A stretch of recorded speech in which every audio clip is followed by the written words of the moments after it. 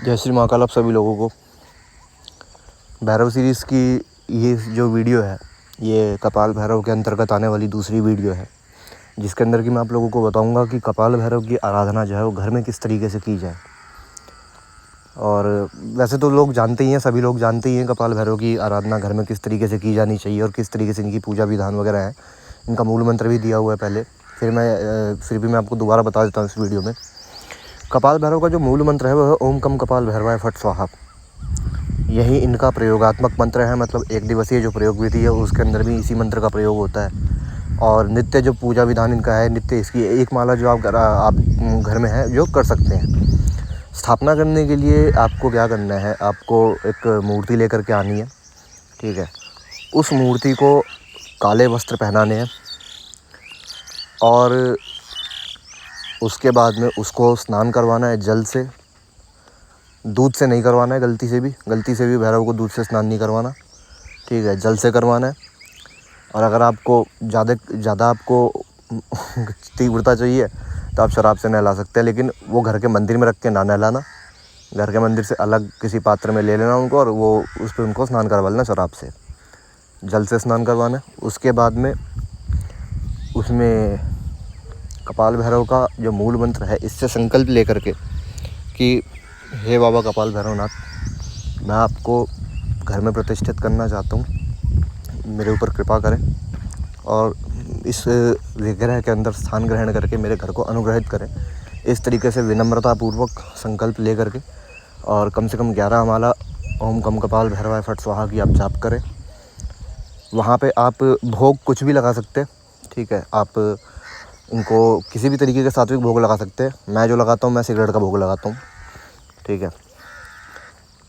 तो और सिगरेट कोई भी हो सकती है, तो अगर आप सिगरेट का लगा सकते हैं तो ठीक है, नहीं लगा सकते तो कोई भी सात्विक भोग आप इनको लगा सकते हैं, ऐसी कोई दिक्कत वाली बात नहीं है, ठीक है ना।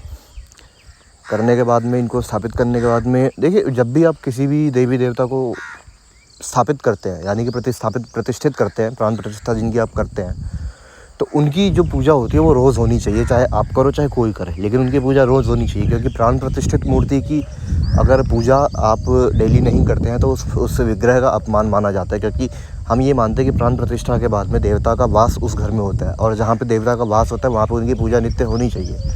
आप घर में कोई मूर्ति ऐसी उठा करके लेके आओ, रख दो मंदिर में, कोई फ़र्क नहीं पड़ता, उससे आप पूजा करो चाहे ना करो। लेकिन अगर आप मूर्ति को बाकायदा प्राण प्रतिष्ठित कर रहे हैं तो उसकी पूजा नियम से होनी चाहिए, चाहे आप करो चाहे कोई भी करे, ठीक है। नहीं तो फिर वो जो होते हैं, जो उसको स्थापित करता है, वो फिर वो दोष का भागी होता है, दैवदूषण की श्रेणी में ये महापातक आता है। और इसीलिए बोला जाता है, इसीलिए जो मेनली जो मंदिर होते हैं ना, तो मंदिरों में नियम होता है सुबह 4 बजे उठ करके वहाँ पे नहा धो के उनकी आरती करने का, पूजन करने का। तो ये प्राण प्रतिष्ठित मूर्तियों के साथ में समस्या होती है। आप वैसे कोई मूर्ति उठा करके ले आओ, घर में रख दो, कोई दिक्कत नहीं है, मत करो पूजा उसकी। लेकिन अगर आप कोई मूर्ति प्राण प्रतिष्ठित करते हो तो उसकी पूजा नियम से होनी चाहिए। तो ये होने के बाद में आप उसके बाद में कम से कम नित्य उनकी धूप बत्ती दिखाओ और आरती वगैरह उनकी करो वहाँ पे, ठीक है। एक माला कम से कम ओम कम कपाल भैरवाय फट स्वाहा की आप जाप करें और निश्चित रूप से बाबा की कृपा जो है आपको प्राप्त होगी। इनकी जो पूर्ण साधना विधि है उसके ऊपर मैंने अलग से वीडियो बना रखा है, उसका जो लिंक है आपको डिस्क्रिप्शन में मिल जाएगा, आप चाहें तो वो भी देख सकते हैं। इनका एक दिवसीय जो प्रयोग विधि है वो भी आपको, उसके ऊपर भी वीडियो है। मतलब वो प्रयोग विधि और साधना विधि एक ही वीडियो के अंदर है, तो वो एक ही वीडियो का लिंक डालूंगा तो दोनों मिल जाएंगे आपको, ठीक है। और जहाँ तक लोगों के अनुभव रहे हैं एक दिवसीय प्रयोग विधि को लेकर के, बहुत ही अचूक रहे हैं। मतलब कि जिसने भी जो मनोकामना, उचित मनोकामना मांगी है हर मनोकामना नहीं, उचित मनोकामना जिसकी जो रही है, भावपूर्ण जो मनोकामना रही है, जिसने धर्मोचित मनोकामना मांगी थी, उसकी मनोकामना निश्चित रूप से पूर्ण हुई है और आज तक पूर्ण हो रही है। वो प्रयोग विधि आज तक लोग कर रहे हैं और हो रही है उनके साथ में चीज़ें, ठीक है।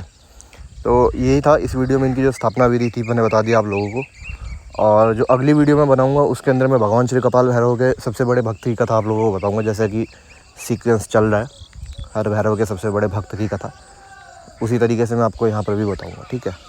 अभी के लिए इस वीडियो में केवल इतना ही। जय श्री महाकाल आप सभी लोगों को।